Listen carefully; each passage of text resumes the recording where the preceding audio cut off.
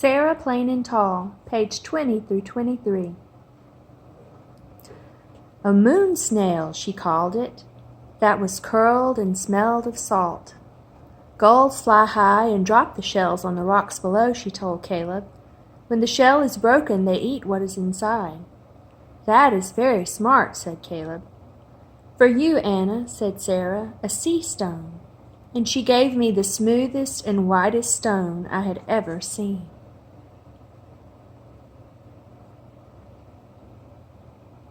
The sea washes over and over and around the stone, rolling it until it is round and perfect. That is very smart, too, said Caleb. He looked up at Sarah. We do not have the sea here. Sarah turned and looked out over the plains. No, she said, there is no sea here, but the land rolls a little like the sea. My father did not see her look, but I did, and I knew that Caleb had seen it too. Sarah was not smiling. Sarah was already lonely. In a month's time the preacher might come to marry Sarah and Papa, and a month was a long time enough for her to change her mind and leave us.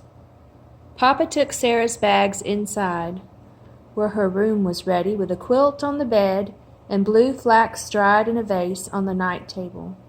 Seal stretched and made a small cat sound. I watched her circle the dogs and sniff the air. Caleb came out and stood beside me. When will she sing? He whispered. I shook my head, turning the white stone over and over in my hand, wishing everything was as perfect as the stone. I wished that Papa and Caleb and I were perfect for Sarah. I wished we had a sea of our own. Now let's pause a second and talk about the setting. So the setting, or where it takes place, is the prairie. And Sarah, one of the characters, is from Maine. That's a long way away from the prairie. The time this took place was over 100 years ago. Chapter 4, page 22. The dogs loved Sarah first.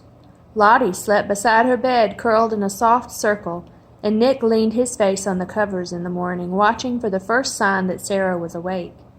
No one knew where Seal slept. Seal was a roamer. Sarah's collection of shells sat on the windowsill. A scallop, she told us, picking up the shells one by one. A sea clam, an oyster, a razor clam, and a conch shell. If you put it to your ear, you can hear the sea. She put it to Caleb's ear and then mine, and Papa listened too. Then Sarah listened once more with a look so sad and far away that Caleb leaned against me.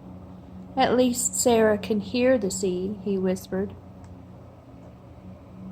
Papa was quiet and shy with Sarah, and so was I, but Caleb talked to Sarah from morning until the light left the sky. Where are you going? He asked. To do what? To pick flowers, said Sarah.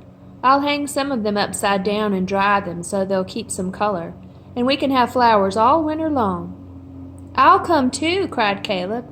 Sarah said winter, she said to me. That means Sarah will stay. Together we picked flowers, paintbrush and clover and prairie violets.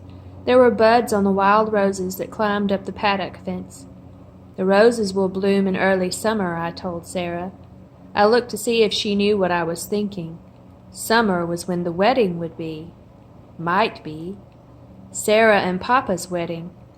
We hung the flowers from the ceiling in little bunches. I've never seen this before, said Sarah. What's it called? Bride's bonnet, I told her. Caleb smiled at the name.